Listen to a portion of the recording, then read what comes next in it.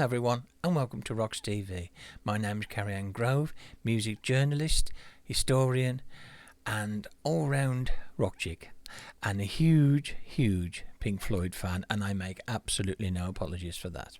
Therefore, I was really excited to get this in the post. This has caused quite a stir, hasn't it, girls and boys? This is the new remix of Animals by Pink Floyd. Part of the James Guthrie series of remixes, this one has been held up for quite some time, not least of all because of the continuing barrage of insults and name calling by Roger Waters and David Gilmour, of course, from Pink Floyd. One wanted it released in a certain way, another one wanted it released in another way, and because of that, this 2018 remix by Guthrie has been held back. It was with some trepidation that I sort of put this back in the CD player again, because the early reviews were mostly slagging it off, to be honest with you, which I find completely unjustifiable. Yes, it's not the same as the original 1977 version of Pink Floyd's Animals. If it was, then quite frankly, what would be the point of this?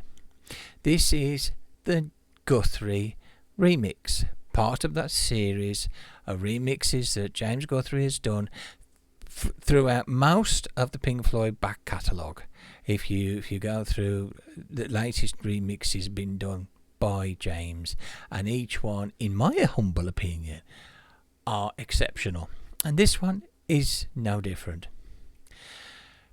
The original liner notes were going to be written by Roger Waters, and if you cast your minds back a couple of years, you may recall the original liner notes actually being published by Waters, because David Gilmour wouldn't allow these liner notes to be gracing the CD sleeve.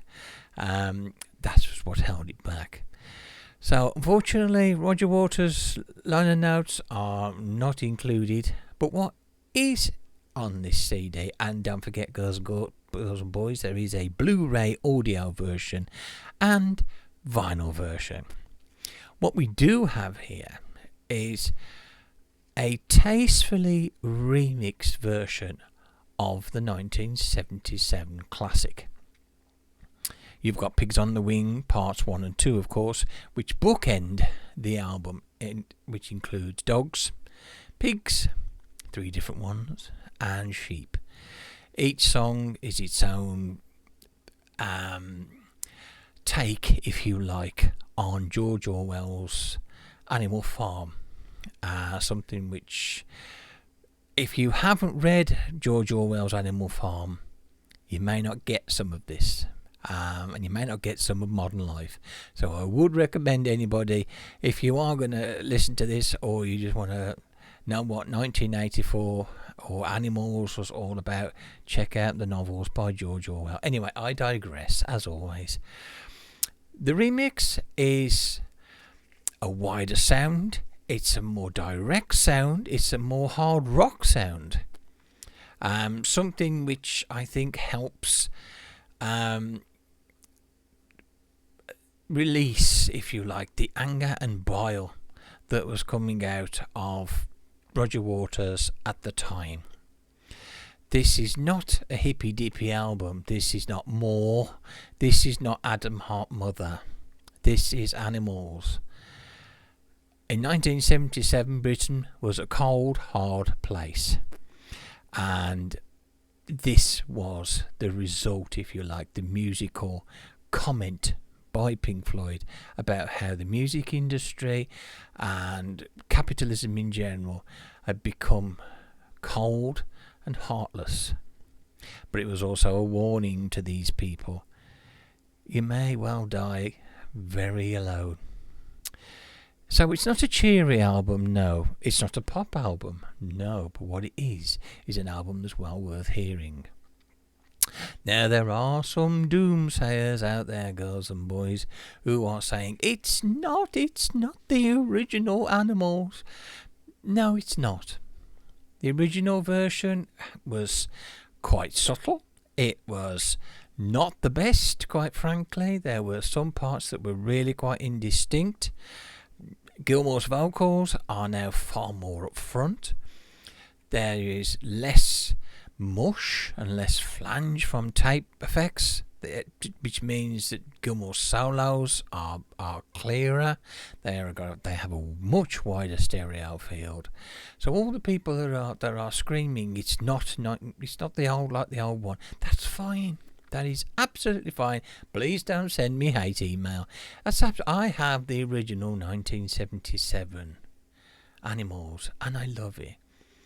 I have the remastered, and I love it. I have this now, and I love it. I love each one for what it is. A reworking, a rethinking. The people who you hear say, oh, it's not the same, generally are the people who have a state-of-the-art SACD or Blu-ray audio system connected via HDMI into the £2,000 worth of stereo speakers, and they're complaining that they've put this remixed CD in their drive, and lo and behold, it doesn't sound like the 1977 version. Duh. If you want the original vinyl crackly 8-track version, play it on a system like that. If you want high resolution audio, if you want to be able to hear every pin drop, if you want to hear every fault, if you want to hear every nuance that Pink Floyd intended to be on the album or intend now to be on the album, then get this. If not, stick with the old one. In my opinion, this is a great version, and it will sit with the rest of my remix box sets over there, and it'll take pride of place. I've always loved this album and always will. Do yourself a favour, girls and boys. Don't listen to the naysayers. If you don't have a copy of this, get this. Okay? Lecture over. Anyway, bye-bye, girls and boys, and thank you for listening.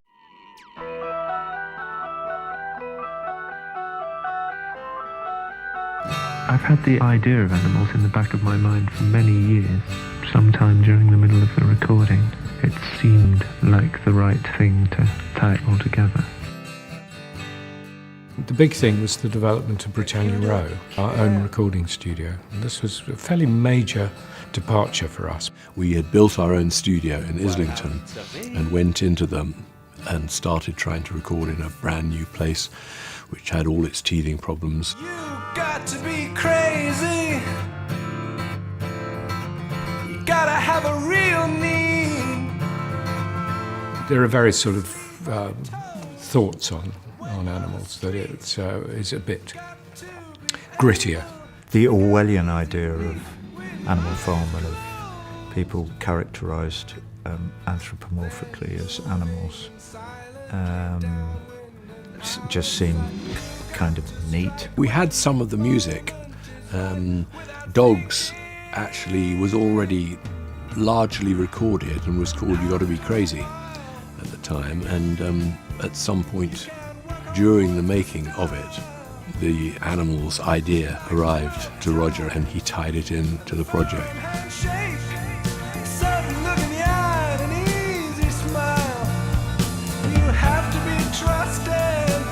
All the ideas that there are in dogs and sheep and pigs are still with us. But it wasn't called sheep then. It was called raving and drooling, but it did have the idea of being led to slaughter.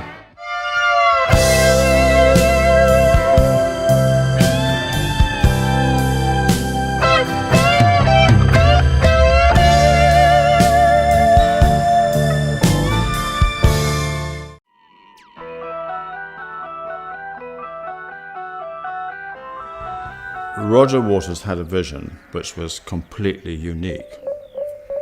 That was this idea of an electronic theatre. There's no other band in the world that was thinking along those lines. Okay, we're starting off with the idea of an inflatable pig. What else? Well, other inflatables. Well, let's make a nuclear family, 2.5 children or whatever, and I don't know, what else? A car and this and that. He described this idea he had of huge inflatable figures representing the nuclear family.